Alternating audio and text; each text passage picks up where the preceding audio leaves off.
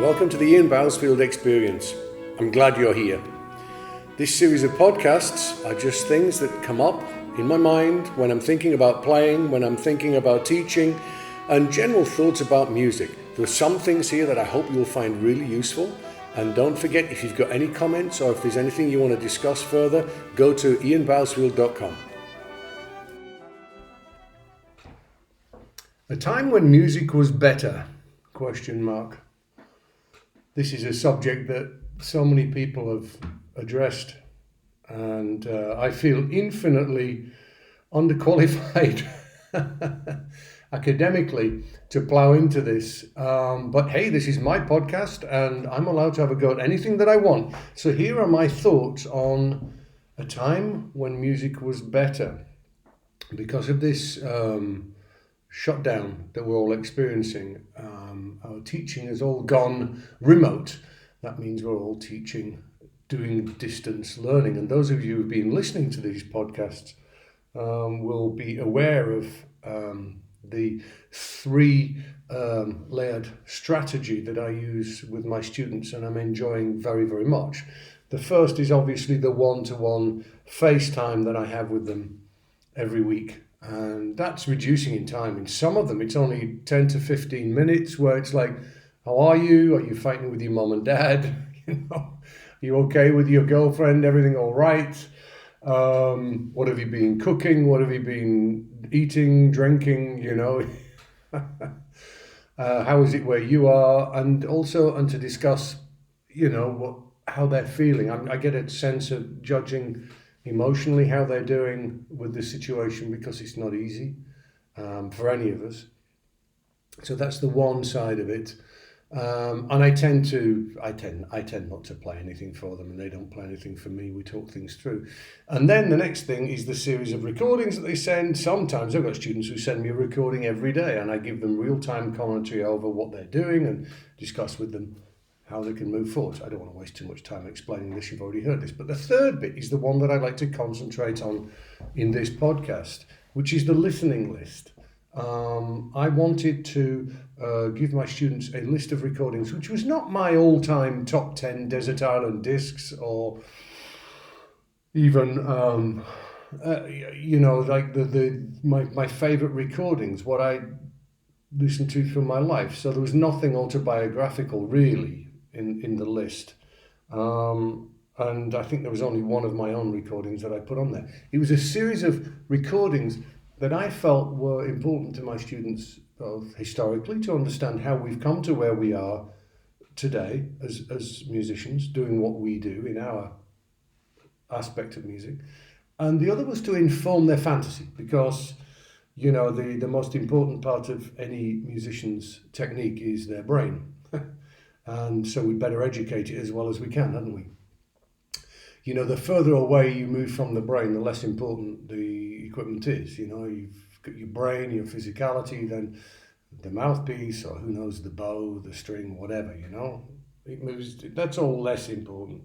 It's important, but it's not as important. So I'm trying to inform the brain, to inform the fantasy, so that my students get an archive of things they can draw upon and subconsciously use. And in some case, with some very obvious dramatic things, consciously.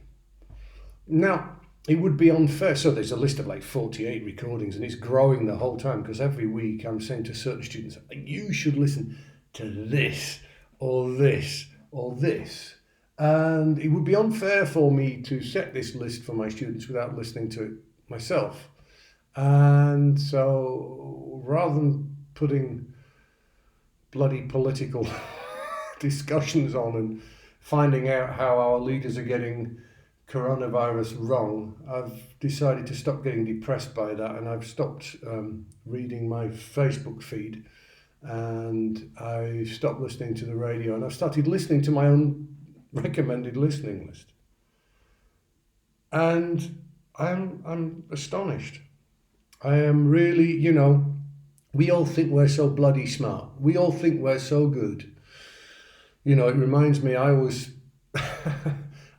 said quite provocatively, you know, who's the best living trombonist in America, or who's the best living trombonist in the world. This was up to, let's say, 10 years ago.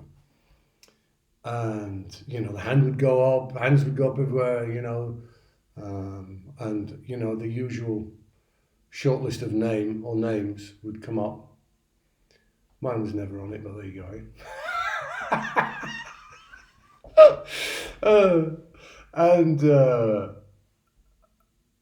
And I said, but you're missing someone. And I used to say, what about Robert Isley?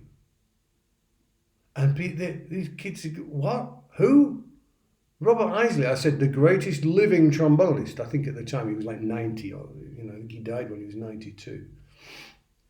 And Robert Isley was a student of Arthur Pryor and was in the US Marine Band and also in the National Symphony in Washington. Our thoughts all to the members of the National Symphony. Let's hope there's a profession and an orchestra for them at the end of this crisis, which is I'm going to lead on to discuss later in this podcast. And Bob Isley, have a listen to him on YouTube playing Annie Laurie. Bloody hell. Now you know where I copied it from. He was my hero. That guy, I mean, how many of us in the world right now can get around a trombone like that? How many of us? And we think we're so smart. We think we're so good. And that translates, it would appear to me, to in almost every aspect of music. Bruno Walter, Brahms' Fourth Symphony. I grew up with that as a kid. My dad used to play it the whole time when I was going to sleep. I always said, you know, as a kid, I knew the entire orchestral repertoire, well, at least the first three movements of all of them, because I'd fallen asleep by the fourth movement, because my dad used to put it on to help me go to sleep when I was a kid. And the Bruno Walter, Brahms 4, that warmth that envelops you from the beginning. And I keep talking about this one, the Rachmaninoff 2 with Ormsby, the same thing, just transports you to another world. When was the last time you heard a modern orchestral recording that did that? The more I dig, the deeper I dig, and so you can say, well, yeah, there's memories of your childhood. Of course you remember that. I mean, to get this all out of the way now, the third recording that I used to listen to a lot was Má Vlast, Czech Philharmonic with Karel Ančo. And to this day, I remember what it is to be Czech. I remember the very essence, the ethos of the emotion. And to be honest with you, I had not listened to that recording since I think I was 11. I think my grandma, whose recording it was, I think she passed away when I was 10 or 11, so I haven't listened to it since then. And I listened to it the other day, and the playing's bloody dreadful. The playing is really not good, and the recording quality is awful. I mean, honestly, you'd send your iPhone back if it had recorded something that badly. But the musical ethos, the terroir, the essence of what it was to be Czech, it was stinking of it. It reeked of the essence of the music. And the Bruno Walter, Brahms 4, I can't even remember to sing it. There's a mistake on the oboe in the first movement. An American orchestra with a technical deficit in the first oboe. And so, yes, of course, they are the recordings of my childhood. That was the musical soundtrack, along with Stan Kenton, of my childhood. But I've since gone into other things, like the Mravinsky Leningrad Philharmonic recordings of Shostakovich symphonies. Oh my goodness me. I directly compared the other day the Mravinsky Leningrad Philharmonic Shostakovich 4 recording, which you can find on YouTube, with the recent Boston Symphony Orchestra with Andris Nelson's recording of Shostakovich 4. Now, before we go on, I am not here to knock my esteemed colleagues across the pond. I send you all my greetings and my love at this time. and I'm an enormous fan of Andris Nelson's. If there's ever a conductor around today who can possibly lead us back to those times, I think it's him. But he didn't, and the orchestra didn't do it. It's brilliant, amazing playing. Jim Markey at the beginning, wow, amazing. But do it, compare it for yourself. We should be happy that the Boston Symphony can't play Shostakovich 4 like the Leningrad Philharmonic. Because who would wish it on any of the members of that orchestra, our dear colleagues, to go through what those poor bastards in Leningrad had to go through to create that, the cold, the hardship, the terror, the horror of the regime under which they were living. And, how can we do that? We do not know starvation. And let's hope we never do. And we do not know what it's like to have a suitcase packed by the front door just in case someone comes to get us. And that's what Shostakovich had to do.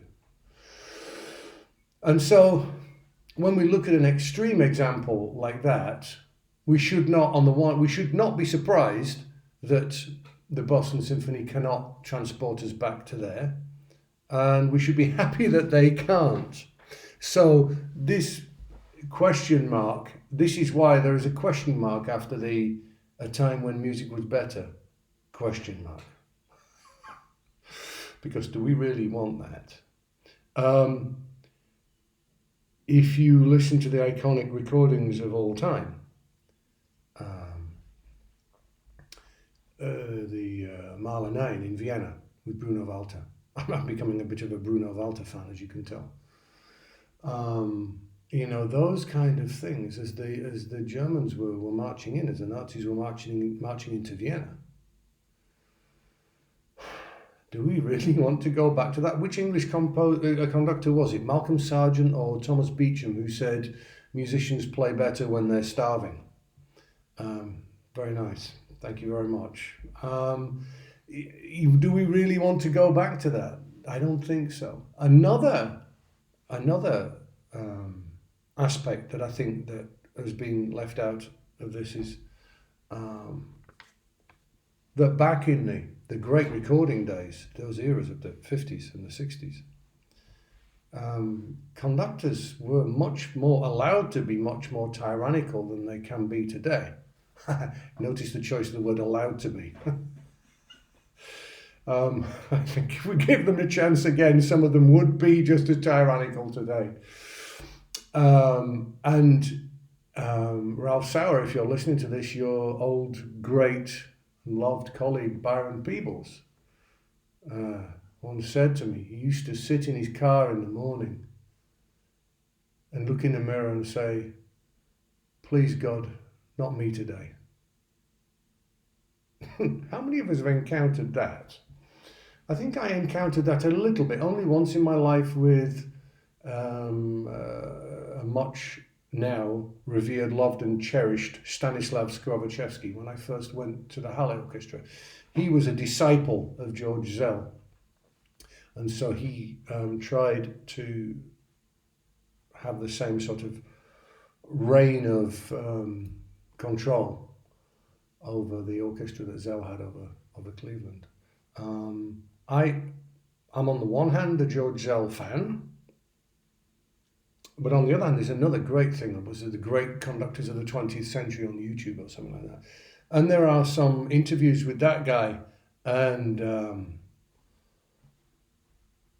I am a conductor fan. I really love them, but he seemed like a deeply, deeply unpleasant person, from what I could see. Fritz Reiner had the same sort of effect in Chicago, and then we had Scholti, and then they were all Hungarians. I don't think there's anyone in Hungary who listens to these podcasts, but that'd be fascinating to hear as to why you think that these tyrants the tyrannical conductors a lot of them are Hungarian. Eugene Ormandy, there you go, Ormandy, there you go, another one.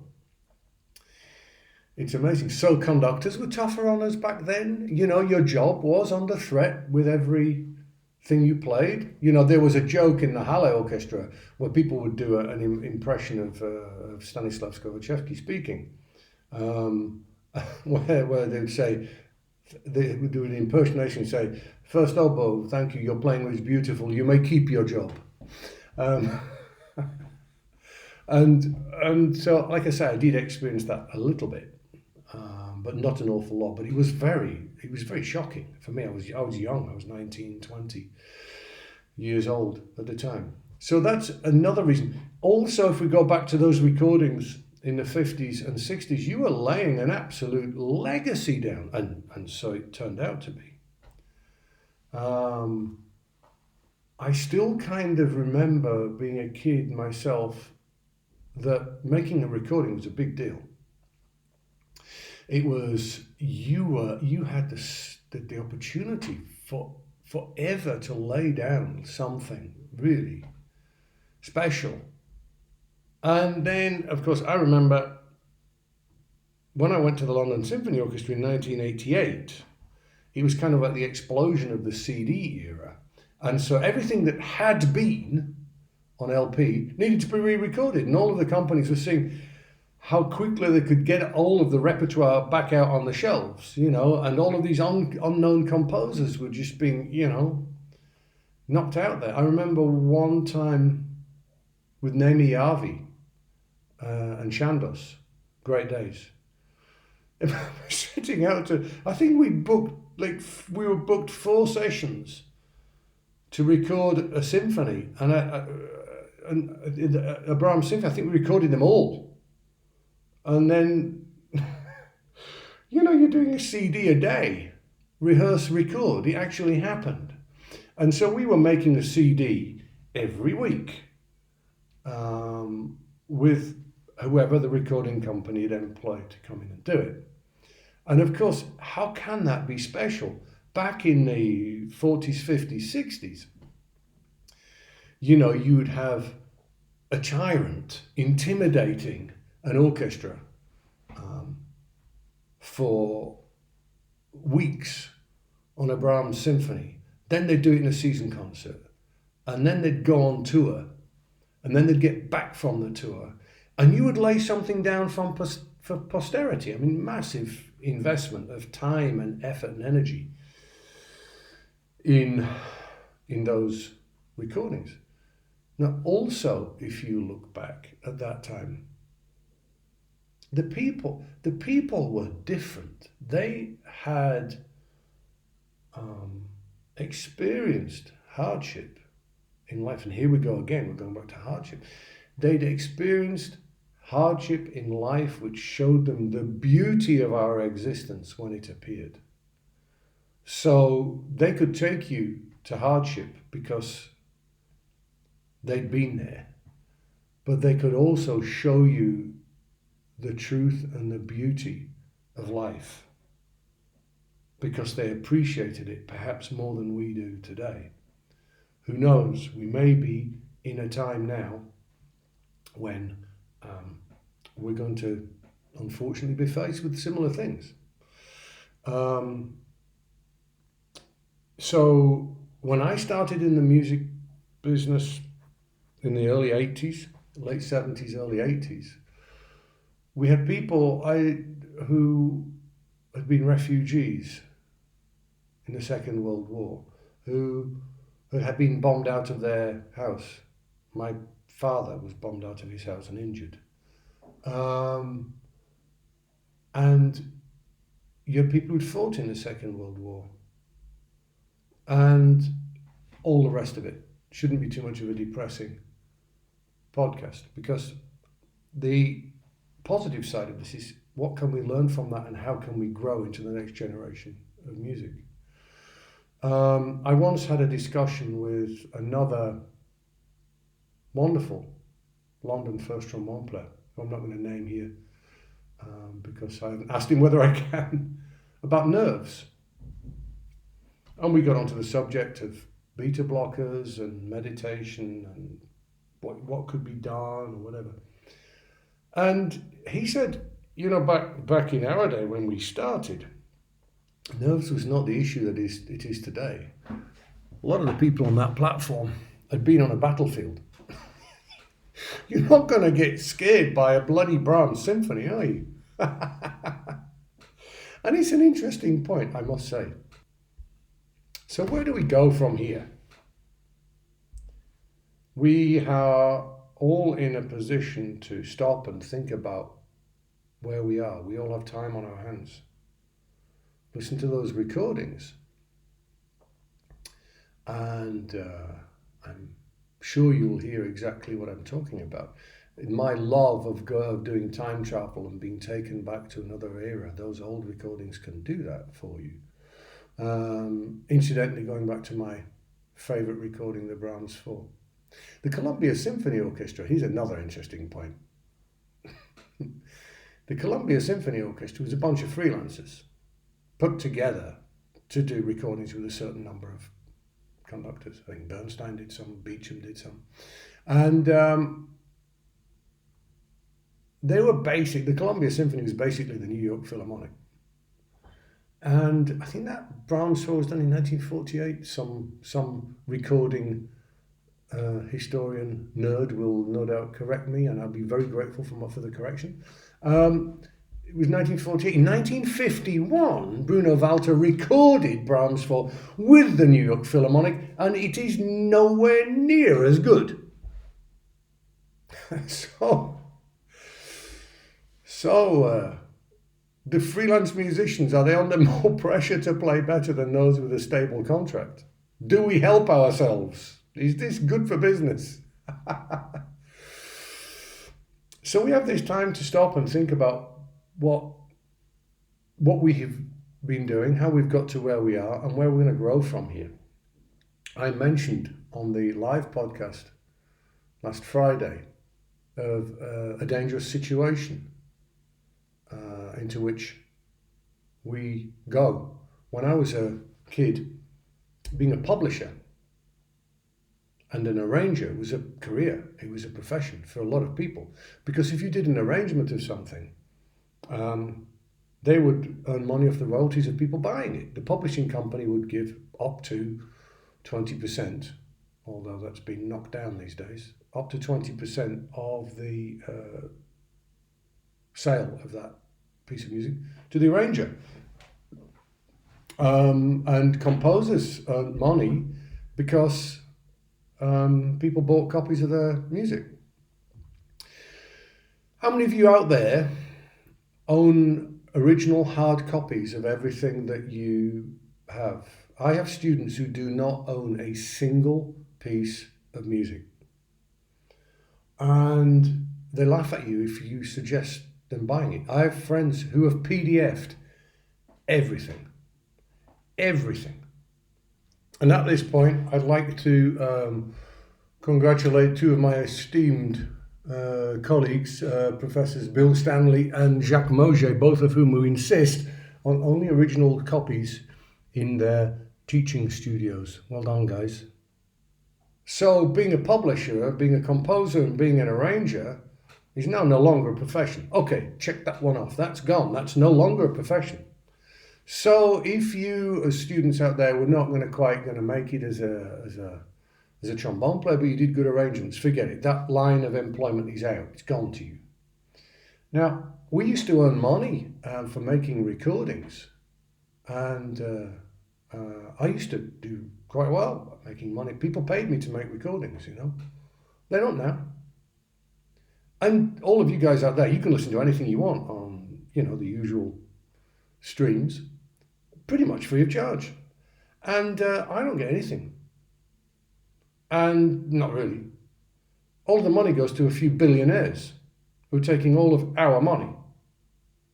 That's the system that you have willingly gone into. So we have gone into. I listen to them too. So there's another line of income that's gone. And, you know, as the internet and this connectivity builds up speed, there'll be other ones that get closed off. Right now, we've got free online lessons, haven't we? In the name of coronavirus. You've got people doing masterclasses, in some cases every day, online, free of charge. beware. It's great for you, isn't it? You know, you get all this stuff free. Not all of it's good, but you get it free. And so at the end of this, our masterclass is going to be free. Online, free. You don't have to pay for them anymore. Great. Now, I want you to realize right now, I'm fine. I am fine and I am going to be fine. I'm worried about you. I'm worried about the profession that I love, because I want to make sure that these wonderful people that I educate have a career to go into, have a profession to go into at the end of this. And if we keep checking off all of these avenues of income, it's going to make it harder and harder. I mean, we all know that winning a job in an orchestra is tough. There are a lot of students, a lot of people wanting jobs, and not that many jobs going around. But we don't want to then start closing off plan B, plan C, and plan D. So we need to really, I think, as a community, have a think about this. So I think as a result of this, there's going to be a short-term decline in the music business. Some orchestras will fold, and you know, there'll be less and less work, and musicians are going to have to tighten their belts as if they weren't already tight enough, certainly in countries like England. So I think there's going to be a short-term decline. However, I think there's going to be the rebirth of our profession. So this, what might have seemed a terminally depressed podcast about how it used to be better and we're no good, I think the future is and can be extremely rosy for us. It's the rebirth of the listener, because there is nothing like live performance, because it will change your life, but it requires the rebirth of the performer. We cannot go out there and just trot it out anymore. We can't go out there as orchestras just phoning it in. We have to go back to doing what they were doing in the 40s and 50s. Again, I just realized I've been talking for 26 minutes and I haven't mentioned the Vienna Philharmonic yet. Time I did. I've seen people crying in Vienna Philharmonic concerts. That was a new one for me. I loved the London Symphony so much. But I never saw them have that effect on an audience. First of all, that requires having an incredibly highly educated audience, which is another podcast all in itself, which they do in Austria, perhaps the most highly educated musical audience in the world. But secondly, the orchestra is not forgotten. I haven't really played there for 8 years, but it hasn't really forgotten what it is to perform. It hasn't forgotten what it is to try and make us something special. And we all fall into this trap, this problem of perfection. And I'm going to give you two quotes. One is a trombone player, one is a composer. Shostakovich, there is no beauty in perfection. And John Swallow, some of the older trombone players listening to this may know who he was. He was first trombone in the Metropolitan Opera, and for many years. And Gunther Schuller wrote Eine kleine Posaunenmusik for him. And I sat on a jury once with John, and I was talking about, you know, da da da da da, and I used the words technically perfect. And he said to me, young man, never forget that unmusicality is also a technical weakness. It's a hole in your basic technique. And that, you know how certain phrases can change your life? And that did change the way I thought. It focused what was already in my psyche. And I was so grateful to him for having said that. So we need to make sure that we come out of this giving the public an experience that makes them want to come back and back and back and back. And it means the end of protectionism in any regard of employment, that we owe it to ourselves and to our career to make sure we employ the best people all of the time, and that we never get complacent, because who wants that tyrant back in front of us? I used to say when I was in London, and this is telling a bit of an inside secret here, but at one point we had three conductors in the early 90s who were regularly there. Michael Tilson Thomas, obviously, because he was the music director. George Schulte, who had a very close relationship with the orchestra, and Pierre Boulez. And Pierre Boulez, my beloved Pierre Boulez, would intimidate the orchestra with his ears, with his exactitude, with his insistence on detail. And there was, without any question of a doubt, there was an element of fear in the room. But not in the old tyrannical sort of way. It was like you were aware, you were confronted with someone who knew that score intimately and had a better pair of ears than you did. And then George Schulte, who would scream at you if you didn't do what he wanted. Literally. His nickname in the London Philharmonic was the Screaming Skull. And again, I loved him too. I had my ups and downs with him, but there were more ups than downs. And I loved working for him.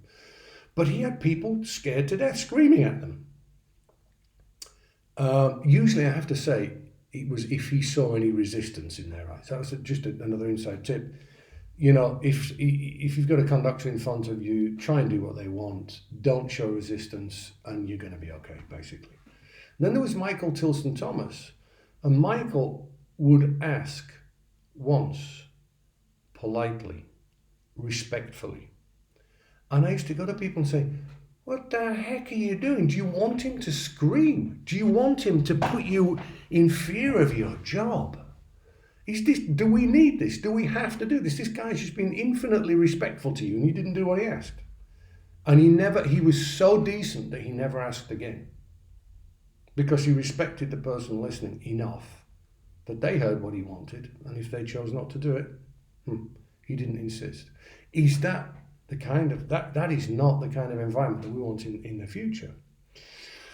So we need to come out of this situation swinging. You know, we need to come out really trying to make something special, because it doesn't matter what you do online, it's not the same. Music is live. Music happens live. Recordings are what you listen to when you can't get to a concert.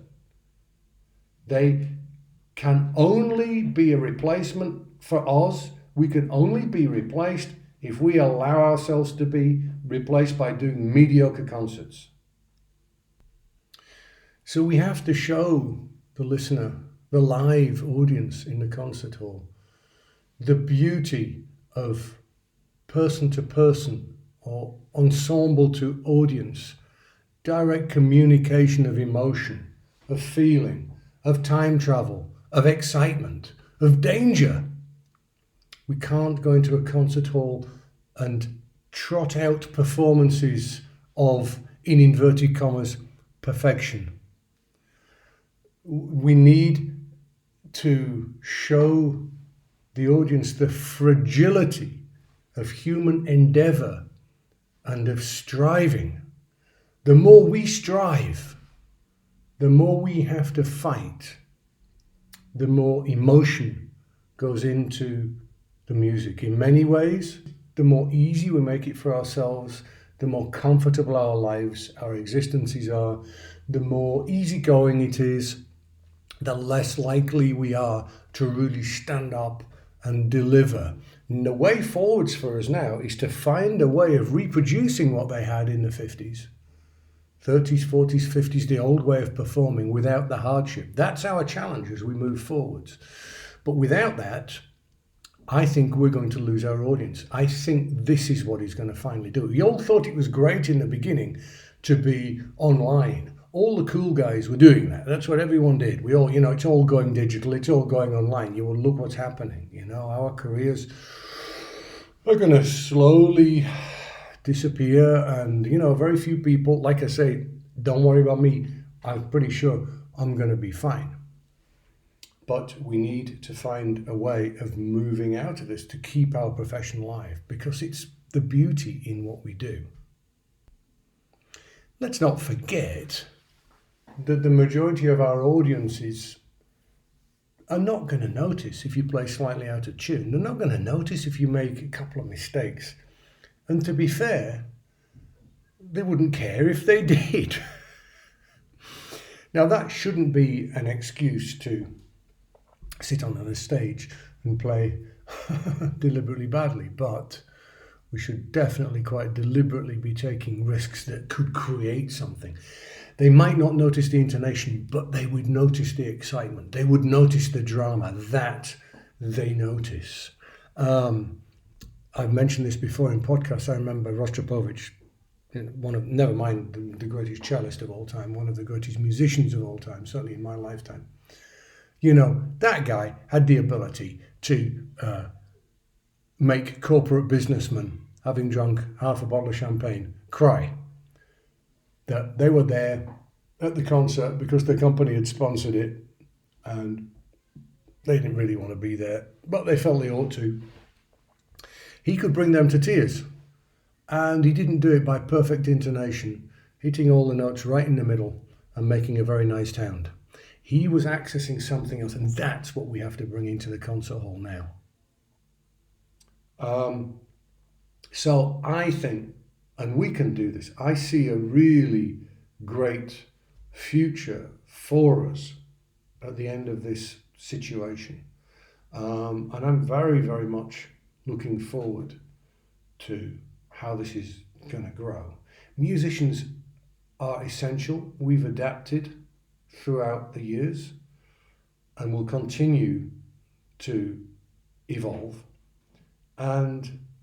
But we can't come out of this looking for investment funding with our hands out saying we're entitled to a job.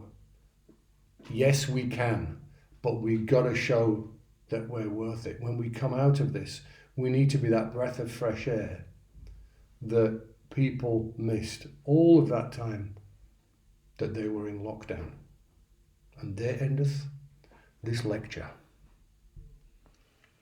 Thank you for tolerating this podcast. I have to say, as I said at the beginning, I feel profoundly underqualified to have said what I've said.